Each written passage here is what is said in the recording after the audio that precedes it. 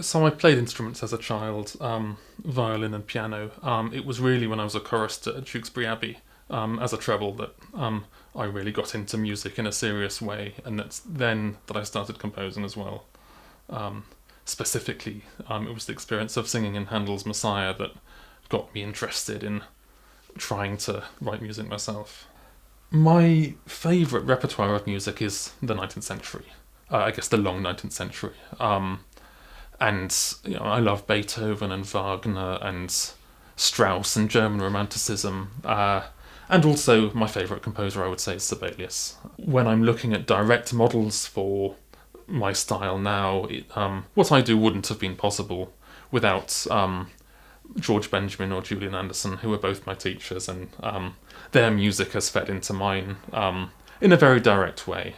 I hope, as time goes on, that my music wears those influences less and less overtly. But certainly they're very much in the background.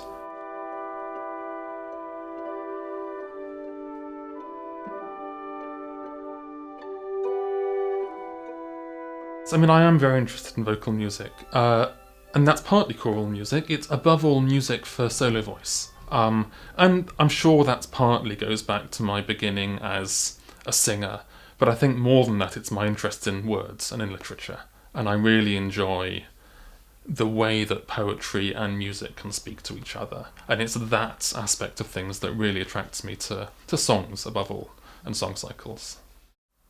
I'm always looking at texts to set and thinking of different ways in which I can engage with text. And when I'm writing an instrumental piece, frequently I won't know in advance anything about what I'm going to do. The music remains a complete mystery to me until I sit down on day one of composing and come up with some notes and see where they lead. With vocal music it's very different, and I have plans for vocal pieces that I haven't yet written. And of course when I come to write those pieces, they don't always, or they don't really at all, ever turn into the piece that I intend to write. Might be a bit jumbled, but we'll see. Okay. And see what you without checking with the metronome, see if you like what it sounds like. Sure. Then work from there. Yes, yeah. The first question perhaps is why a concerto? I have written previously 2 concertos, a violin concerto and a piano concerto, and I'm very interested in the form.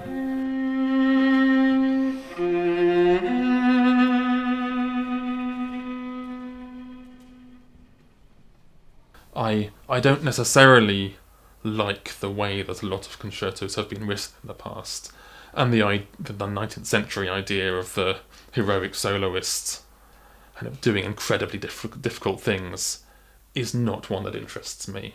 But I do think that the idea of one player against an ensemble and the imbalance of that dynamic is a really interesting one, and there are all sorts of ways that the composer can play with that and try to reconfigure that dynamic. So, my viola concerto, for example, for the most part isn't very difficult. That's not the point of it.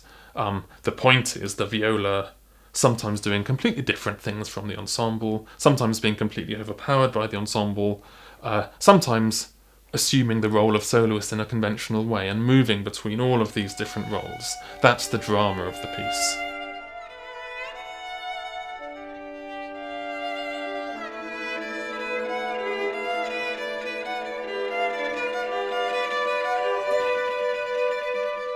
The reason that I chose the viola is I just really like the instrument, ultimately. I am an ex-viola player myself. I haven't played for years now, but I do have an affinity with the instrument, I think. And it interests me because it's not an obviously soloistic instrument. There aren't that many viola concertos that have been written, and you can kind of see why. It's not an instrument that naturally asserts itself over an ensemble, which creates some technical problems when you're writing. How do you write the ensemble music such that the viola can actually be heard above the ensemble? But I think it also creates an interesting dynamic relating to what I was talking about before. The viola is not a natural soloist, so what do you do with it when it has the position of soloist. One of the things that's very important to me in both my vocal music and my instrumental music is lyricism, and you'll hear in the Viola Concerto that there are melodies in a very straightforward sense, and there's one melody in particular that keeps on recurring throughout the piece, more or less in the same way, and the viola just plays it the same each time, and then each time it comes, the ensemble is doing different things around it. So it's not literally just repeating the same thing over and over again, but it's recontextualizing one very static melody. And that idea of lyricism, I think, is inherently related to vocal music, and my interest in writing for voice.